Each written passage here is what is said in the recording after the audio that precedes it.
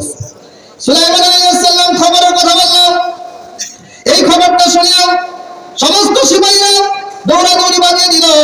এবার ঘুরতে ঘুরতে শহর বন্দর ঘুরতে ঘুরতে পাড়া মহল্লায় চলে গেল। দুইজন সিপাহী গল্প করতেছে নদীর পাড় দিয়ে, আপনাদের এদিকে নদী আছে, এই নদীর পাড় দিয়ে গল্প করতে করতে যায় দুইজন সিপাহী। আহারে উজির তো বড় বিপদে, তাড়াতাড়ি মেয়ে খুঁজে না দিলে আরো বিপদ বাড়বে। কথা বলেন ঠিক কিনা? এবার সুলাইমান আলাইহিস সালামের জন্য কন্যা খোঁজার জন্য বেরিয়ে গেল। সিপাহীরা বের হয়ে গেল। এর মধ্যে একদম জেলে মাছ মারার জন্য কাদের মধ্যে জাল নিয়ে হাঁটতেছিল, কামারের ভিতরে গামছা ছিল, একটা গেঞ্জি গায়ে দেওয়া, পানিতেই ভিজবে তো ভালো কাপড় দিয়ে কি হবে? কথা বলেন ঠিক কিনা? পানিতে ভিজবে তো ভালো কাপড়ের প্রয়োজন নেই।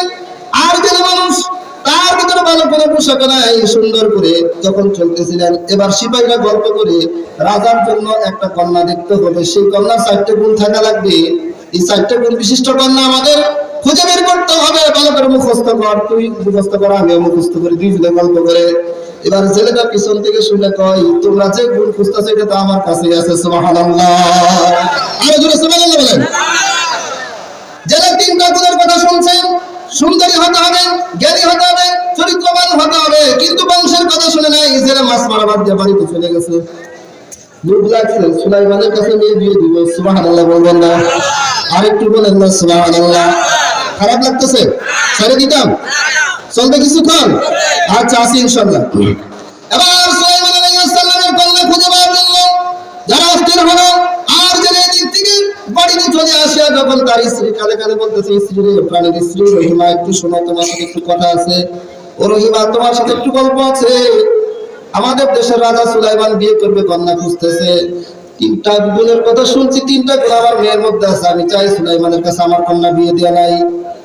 এবার স্ত্রী দমক দিয়ে কয়, হারে পাগল বেটা, সুলাইমান সারা পৃথিবীর রাজা, আর তোমার একটা সাধারণ ছেলে, তুমি কোন জায়গায় বসতে দিলে? জামাই পেটে ফুসেছে, আকল ব্যাকল সারা লোক, তুমি কিছু বুঝো না। স্ত্রীর কাছে পাত্র পাইল না, চলে গেল। এই কথাটা তার ঘরের ভিতর থেকে আর কন্যা জামিলা শুনতে পেরেছে। শুনিয়া সেই বাবার আশা পূরণ করার জন্য আঙ্গুলটা ফাটায়া একটা চিঠি লিখছে। সুবহানাল্লাহ বলবেন না? পিছনে বাইরে একটু জোরে বলেন না সুবহানাল্লাহ? আপনাদের কাছে সুবহানাল্লাহ চাই নিতাম নি? সুবহানাল্লাহ বললে কি গুনাহ হয়? কি হয়? নেকি হয় না? আমি কিন্তু একটা হাদিস পড়ছি, তাসবিহাতুন ওয়াহিদাতুন খায়রুম মিনাদ দুনিয়া। একবার সুবহানাল্লাহ পড়বেন তো সব কতটুকু? সারা জীবন শুনছেন খালি ঘাস হয়, শুনছেন না? এমন বড় ঘাস হইব, ঘোরাতে খালি দৌড়াইবেন। আজকে একটা ফজিলত শুনে নিন। একবার সুবহানাল্লাহ পড়ে আসমান এবং জমিনের মধ্যে যদি স্বর্ণ, হীরা, মণিমুক্তা, কাঞ্চন, জহরত দিয়ে ভরে দিয়ে দেওয়া হয়, একটা একটা করে কেটে কেটে দান করবেন আর বিক্রি করে টাকা দিবেন, যে সওয়াবটা হবে একবার সুবহানাল্লাহ বলে তার চেয়ে বেশি সওয়াব হবে। পিছনে বাইরে একটু জোরে বলা যাবে কি সুবহানাল্লাহ? এবার সুলাইমান আলাইহিস সালাম কন্যা পাওয়ার জন্য অস্থির হয়ে গেল। আর একদম হাতের কনিষ্ঠ আঙ্গুলি দিয়ে ফাটায়া রক্ত দিয়ে চিঠি লিখেছে, কিন্তু চিঠিটা কার কাছে পাঠাবে খুঁজে পাওয়া যাচ্ছে না। এবার বেচারা স্বামী বেচারা জেলে আর স্ত্রীকে আবার আসে বুঝায় বলে, স্ত্রী রে, সুলাইমানের কাছে কন্যা বিয়ে দিয়ে ধনী হওয়ার আশা নেই আমার।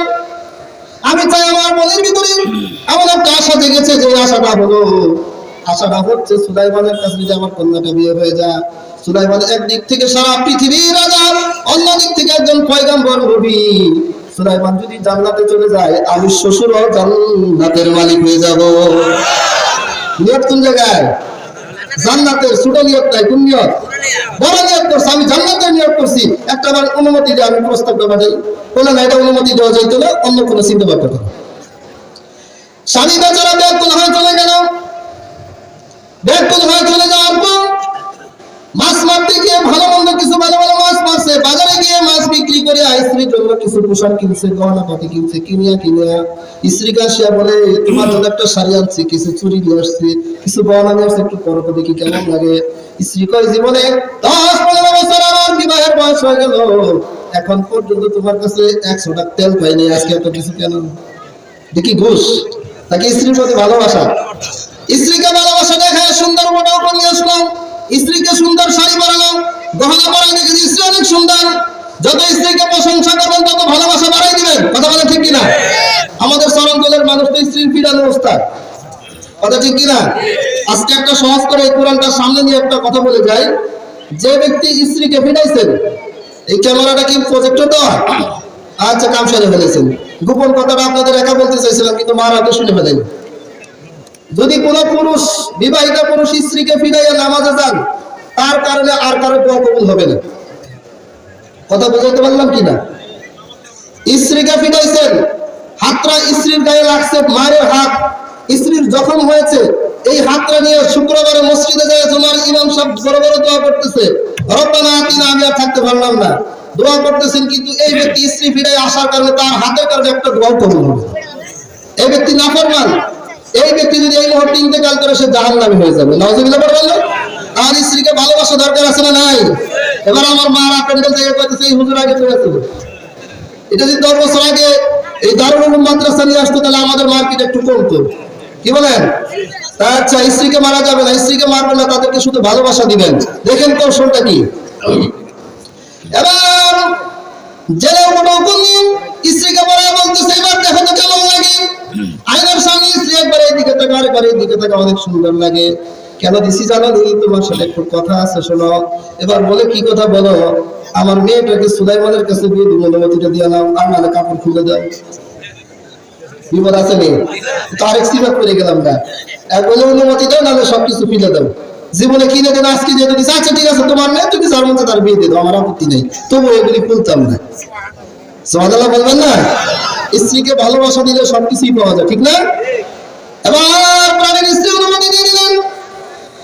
স্ত্রী অনুমতি দেওয়ার কারণে জেলে ব্যক্তি তার কন্যার কানে কানে গিয়ে বলতেছে, মা আমি তোমাকে সুলাইমানের কাছে বিয়ে দিব, এটা নিয়ত করে ফেলছি, তুমি রাজি কিনা? বাবা নিয়ত করছে, এই নিয়তের জন্য আমি যেদিন থেকে শুরু হয়ে গেছে ওই দিন থেকে চিঠি লিখছে, কিন্তু চিঠি দিতে পারে না। মেয়েটা হিজাব করিয়া পড়তে করিয়া সিপাহীদের হাতে কোনো মতো চিঠিটা পৌঁছে দিল। এই চিঠিটা পাওয়ার পর এই চিঠিটা দিয়েছে, আর সিপাহীদের বলছে, ভাই আপনারা এটা খুলে দেখবেন না, এটা আপনাদের দেশের রাজার চিন্তার খোরাক, আপনাদের দেশের যত মানুষ পেরেশানিতে আছে তাদের এই পেরেশানি দূর করার খোরাক, এটা দিলে আপনাদের দেশের রাজা শান্তি পাবে। সিপাহীরা খুলে সরাসরি দরবারে চলে গেল, উজিরের কাছে দিলেন। উজির বাহাদুর চিঠিটা পাওয়ার পর অত্যন্ত খুশি হলেন, আমাদের পেরেশানি দূর হয়ে গেছে। বড় লোকেরা দেখবেন নিজেরা কিছু বলে না, অন্যদেরকে দিয়ে বড়াই কথা বলে, ঠিক কিনা? এবার সুলাইমান কয়, একটু পড়ে শোনাও তো। সুন্দর করে বলতেছে, সালাম দিছে, আসসালামু আলাইকুম। এবার সালামাদার বিসমিল্লাহ বলে শুরু করলো, সালাম দিয়ে শুরু করলো। দেখি তার গুণগুলি বলে দিল, কিন্তু লাস্টের গুণটা সে বলছে, আমি একজন জেলের মেয়ে। তৎকালীন সময় জেলেদেরকে নিম্নজাত মানে ধরা হতো, কিন্তু তার পরিচয়টা নিচে দেওয়ার কারণে 3টা গুণ সুলাইমানকে শুনেছে, আরেকটা গুণ বলতে রাজি না উজির। যখন 4 নাম্বার শুনছে, শোনার পর উজির একটু ক্রিটিসাইজ করছে, তাকে ঘৃণার চোখে বলেছে, হে দেশের রাজা সুলাইমান, আজকে যদি এই কন্যাকে আপনি বিবাহ করেন, 3টা গুণ ঠিক আছে, কিন্তু লাস্টের গুণটা হলো বংশ ঠিক নাই, একটা জেলের মেয়ে, নিম্ন জাতের মেয়ে। আপনি যদি বিয়ে করেন, আপনার দেশের সাথে অন্যান্য রাষ্ট্রের লোকের, অন্য দেশের মানুষেরা আসবে, মানুষে কি বলবে, সুলাইমান একটা নিম্ন জাতে বিয়ে করছে, এটা আপনার দেশটি চালাতে আপনার ইমেজে লেগে যাবে, অথবা এটা আপনার জন্য বিবাহযোগ্য নয়, এটা প্রত্যাখ্যান করুন। উজিরের কথা শুনিয়া সুন্দর করে চিঠিটারে সিরা 4টা টুকরা করছে। কয়টা টুকরা করছে? 4টা টুকরা করে কুচি কুচি করে ফেলে দিলাম। এমন সময় আল্লাহ তাআলার পক্ষ থেকে হযরত জিবরাইল আলাইহিস সালাম আসলেন। আসে কানে কানে বললেন, আল্লাহ নবী সুলাইমান, আপনি যে কাজটা করলেন এটা রাজা হিসেবে আপনার জন্য প্রযোজ্য, কিন্তু একজন পয়গম্বর হিসেবে ঠিক না। কথা বলেন ঠিক কি না? একজন পয়গম্বর কখনো অহংকার করতে পারে না। এই পৃথিবীর মধ্যে আপনাকে যে আল্লাহ সারা পৃথিবীর শাসন করতে বানিয়েছেন, আর ওই মেয়েটাকেও আল্লাহ রাব্বুল আলামিন জমিনের মধ্যে জেলের করে জন্ম দিয়েছেন, এটা তার কোনো অপরাধ না। এগুলি সব কিছু করেছেন কে? যারা বলেন তো, আরেকটু যারা বলেন কে? সুলাইমান আলাইহিস সালাম। বলবেন একটু স্লোগান দিবেন, স্লোগান দিবেন, দিলাম না করে স্লোগানটা দেন, আমি আরেকটু কথা বলতে বাড়াই নাকি ছেড়ে দিতাম ভাইরা। নারায়ে তাকবীর, আল্লাহু আকবার, নারায়ে তাকবীর, আল্লাহু আকবার। তোরা নবী দিয়ে আগমন, শুভেচ্ছাই স্বাগতম। তোরা নবী দিয়ে আগমন, শুভেচ্ছাই স্বাগতম। দেশের ভাইয়ের আগমন, শুভেচ্ছাই স্বাগতম। জামাত ইসলামী নেতার আগমন, শুভেচ্ছাই স্বাগতম। নায়েব আমিরের আগমন, শুভেচ্ছাই স্বাগতম। জেলা আমিরের আগমন, শুভেচ্ছাই স্বাগতম। জেলা সেক্রেটারির আগমন, শুভেচ্ছাই স্বাগতম। রাশেদ ভাইয়ের আগমন, শুভেচ্ছাই স্বাগতম। জামাত ইসলামী এমপি পদপ্রার্থী রাশেদ ভাইয়ের আগমন,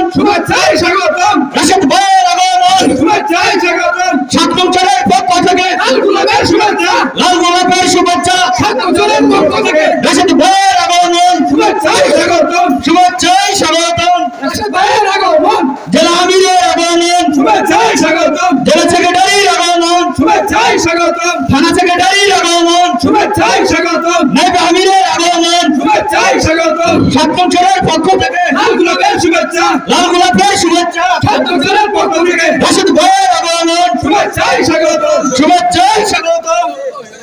ধন্যবাদ। ও রাসূল প্রেমিকেরা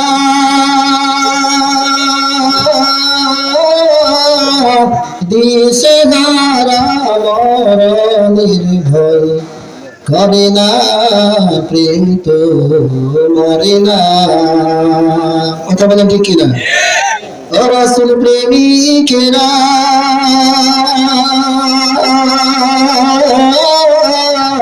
দিশেহারা মরণের ভয় করে না, প্রেম তো মরে না।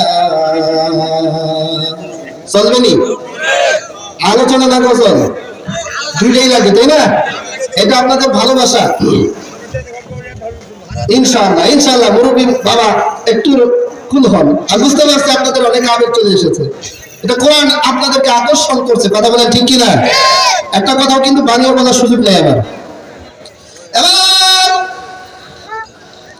ডেকে বলতেছেন, জেলে ডেকে বললেন, মা তোমাকে আমি সুলাইমানের কাছে বিয়ে দিব, তুমি কি রাজি আছো নাকি? এবার মেয়েটা বলে, বাবা আমি তো আরো আগেই রাজি, শুধু মার কারণে আমি রাজি হতে পারি না। আমি বহু চেষ্টা করেছি তোমার আশা পূর্ণ করার জন্য। বাবা যদি নেককার মেয়ে হয়, বাবার দিকে আদর্শ বেড়ে যায়। দেখবেন বাবারাও কন্যাদেরকে বেশি আদর করে। কথা বলেন ঠিক কিনা? বাবারা কেন আদর করে? বাবার আদর করার কারণ হলো এই মেয়েটা আমার সম্মানের প্রতীক। কারণ মেয়ে যদি কোনো কিছু করে ফেলে, এটা বাবা মার একমাত্র ইজ্জত চলে যায়। কথা বলেন ঠিক কিনা? এই জন্য বাবা দয়া করিয়া বাবারা কিন্তু কন্যাদেরকে বেশি আদর করে। এটা হলো তার সম্মানের প্রতীক, কপালের প্রতীক, ভাগ্যের প্রতীক। এই জন্য বেশি বেশি আদর করে। এবার মেয়েটা তার মাকে বুঝিয়েছে, বহুবার চেষ্টা করেছে, কিন্তু মা শুনে নাই। এবার যেহেতু তোমার কৌশলে সেটা একমতের মাধ্যমে রাজি হয়ে গেছে, আমরাও রাজি। এবার কিভাবে চিঠিটা পৌঁছালো এটা তো আপনারা শুনছেন। এমন সময় এই চিঠিটা ছিঁড়ে ফেলে দিল।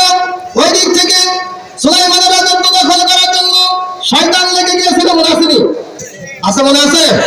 শয়তান লেগে গিয়েছিল। সুলাইমান আলাইহিস সালাম তার পিছনে লাগার কারণে সুলাইমান আলাইহিস সালাম একদিন কি করলেন? ইস্তেঞ্জার ভিতরে যাবে, আল্লাহ তাআলা তাকে মুজিজা দিয়েছেন আংটি, কিন্তু আংটিটা ইস্তেঞ্জার মধ্যে নেওয়া যায় না। আংটি রেখে যেতে হবে, পবিত্রতা অর্জন করার পর আবার আংটি পরিধান করতে হবে। এভাবে যখন সুলাইমান আলাইহিস সালাম একজন মানুষের কাছে সেটা সিকিউরিটি হিসেবে আংটিটা খুলে তার কাছে জমা দিয়ে গেছে, ভাই তুমি থাকো, আমি ইস্তেঞ্জা শেষ করে আসবো, আসি আবার আংটি পরিধান করবো। এমন সময় সুলাইমানের চেহারা সুরত থেকে পরিবর্তন করিয়া এই জিন শয়তানটা আসিয়া করে, আংটিটা আমার দিয়ে দেন। তারা আসছে, বলেন তো? শয়তান জিন আসছে, আংটিটা দিয়ে দাও। সুলাইমানের চেহারা যদি বেটা দিয়ে লাইছে আংটি, তাহলে সুলাইমান কই? এখনো কই আছে? ভিতরে আছে, ইস্তেঞ্জার মধ্যে আছে। এদিকে আংটি নিয়ে চলে গেছে। আংটি নেওয়ার সাথে সাথে জিন্নাত আসে সিংহাসনে বসে পড়ল। বসার সাথে সাথে গরম খাবার, সাথে সাথে সকল মানুষদেরকে বললাম, এই তোমরা জানো নাকি আমার মতো সুলাইমানের একটা পৃথিবীর জমিনে আবির্ভাব হয়েছে, সেটা নকল সুলাইমান, আর আমি আসল। কথা বলতেনি? আমি আসল, ওই নকল। এই জমিনে দেখবা কিছুক্ষণের মধ্যে সুলাইমান বাড়িব।